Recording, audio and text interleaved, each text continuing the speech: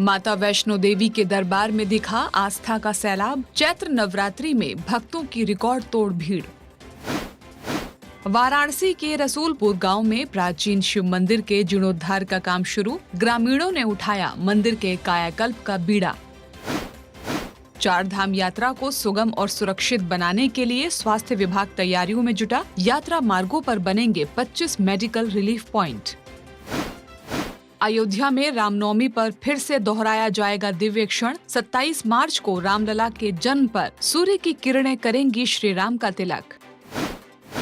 चैत्र नवरात्रि के पावन अवसर पर जम्मू के कटड़ा स्थित माता वैष्णो देवी के दरबार में भक्ति और आस्था का ऐसा जनसैलाब उमड़ा कि त्रिकुटा की पहाड़ियां जय माता दी के जयकारों से गूंज उठी। भक्तों की भीड़ इतनी ज्यादा थी कि यात्रा के पंजीकरण को बंद करना पड़ा। हालांकि कुछ घंटों बाद पंजीकरण प्रक्रिया फिर से शुरू हो गई। इस रोक के बावजूद तीर्थ यात्रा पूरी रात बिना किसी रुकावट के सुचारू रूप से चलती रही। माता वैष्णो देवी में भक्तों की गहरी आस्था है। भक्तों का मानना है कि यहाँ आने वाला कभी खाली हाथ नहीं लौटता।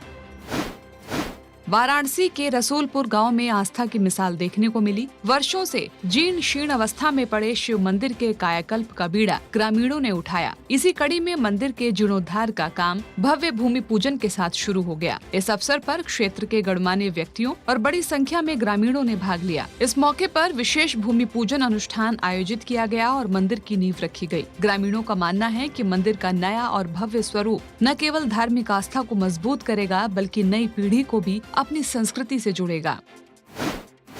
चार धाम यात्रा बहुत जल्द शुरू हो जाएगी। इस यात्रा को सुगम, सुरक्षित और सुव्यवस्थित बनाने के लिए स्वास्थ्य विभाग भी तैयारियों में जुट गया है। इसके लिए व्यवस्थाओं को अंतिम रूप दिया जा रहा है। चार धाम के लिए चिकित्सकों की तैनाती के साथ ही आधुनिक मशीनें भी लगाई जा रही हैं। साथ ही हेली एम्बुलेंस का भी संचालन किया जाएगा। यात्रियों को सहयोग देने के लिए यात्रा मार्गों पर 100 से अधिक स्वास्थ्य मित्रों की तैनाती की जाएगी। स्वास्थ्य विभाग इस वर्ष चार धाम यात्रा मार्गों पर 25 मेडिकल रिलीफ पॉइंट और 33 स्क्रीनिंग पॉइंट बना रहा है। इन केंद्रों में उच्च पर्वतीय क्षेत्रों में होने वाली स्वास्थ्य संबंधी समस्याओं की जांच की जाएगी।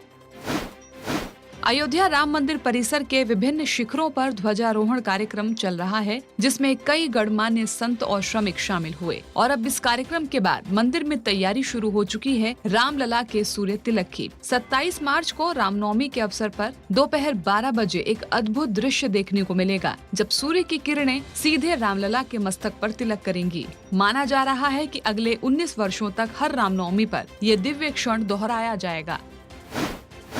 गोरखपुर से दक्षिण भारत के प्रमुख धार्मिक स्थलों की यात्रा करने वाले श्रद्धालुओं के लिए अच्छी खबर है। IRCTC भारत गौरव पर्यटक ट्रेन के माध्यम से विशेष यात्रा पैकेज लेकर आया है। ये यात्रा 11 अप्रैल से 22 अप्रैल तक 11 रात और 12 दिन की होगी। इस ट्रेन के जरिए यात्रियों को तिरुपति बालाजी, रामनाथ स्वामी मंदिर रामेश्वरम, मीनाक्षी मंदिर मदुरै, कन्याकुमारी के स्थानीय दर्शनीय स्थल और मल्लिकार्जुन ज्योतिर्लिंग के दर्शन कराए जाएंगे।